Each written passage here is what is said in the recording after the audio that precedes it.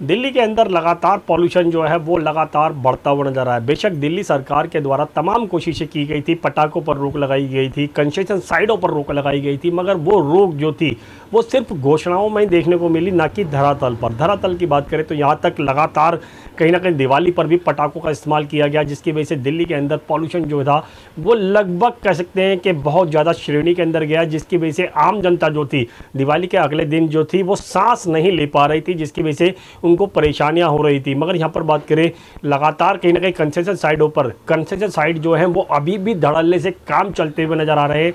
उनसे उड़ने वाला जो धुआं है या फिर कहे धूल मिट्टी है वो भी कहीं ना कहीं लगातार देखने को मिल रही है, जिसकी वजह से आम जनता जो है वो सिर्फ अस्पतालों के चक्कर लगाते हुए नजर आ रही है। बुजुर्ग लोगों की बात करें और बच्चों की बात करें, बच्चों के लिए बेशक दिल्ली सरकार ने कहीं ना कहीं 20 नवंबर तक स्कूलों को बंद कर दिया गया है, मगर 20 नवंबर भी अब नज़दीक आ चुकी है तो स्कूलों को मजबूरन खोलना भी पड़ सकता है। मगर यहाँ पर बात करें बुजुर्ग लोगों की, जिन लोगों को सांस लेने में प्रॉब्लम होती है, जिन लोगों को कहीं ना कहीं दमे की शिकायत है, और यहाँ तक कि उन लोगों को कहीं ना कहीं बीमारियों से कहीं ना कहीं और ज़्यादा ग्रस्त होते हैं, उनकी कहीं ना कहीं परेशानियाँ बहुत ज़्यादा देखने को मिल रही है, जिसकी वजह से डॉक्टरों की तरफ से भी बार बार कहा जा रहा है कि उन लोगों को घरों में रहना चाहिए। मगर घरों के अंदर भी पॉल्यूशन जो है वो इतना ज़्यादा श्रेणी के अंदर है जिससे आम जनता जो है वो परेशान है। मगर यहाँ पर बात करें दिल्ली सरकार की और भाजपा की, तो दोनों ही सरकारें एक दूसरे के ऊपर आरोप लगा रही हैं। दिल्ली सरकार का कहना है कि हरियाणा के अंदर और कहते राजस्थान के और उत्तर प्रदेश के अंदर पराली जलाई जा रही है, उसका पॉल्यूशन जो है वो दिल्ली के अंदर आ रहा है। मगर भाजपा का कहना है कि पंजाब के अंदर जिस तरीके से लगातार पराली जलाई जा रही है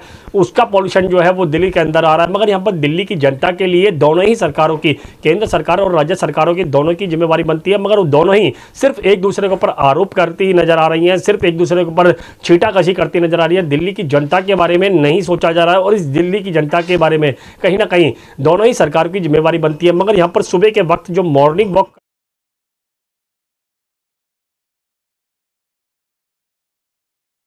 अरविंद केजरीवाल कह रहे हैं कि हम जनता की मर्जी के बिना कुछ नहीं करते, दिल्ली की जनता तय करेगी हमें क्या करना है।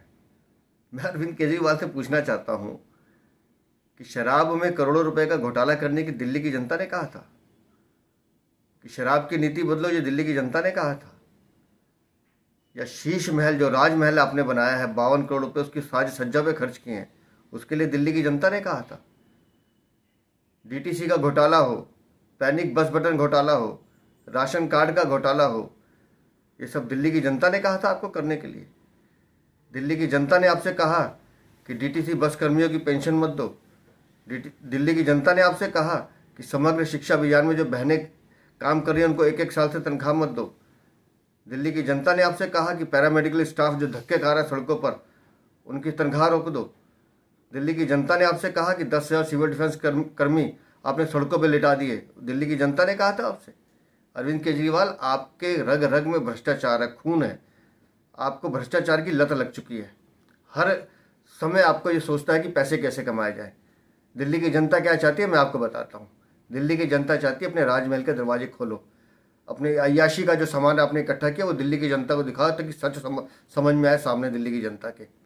और दिल्ली की जनता अपना मन बना चुकी है। 2024 में माननीय मोदी जी तीसरी बार प्रधानमंत्री बनेंगे। दिल्ली के 7 सीटें भारतीय जनता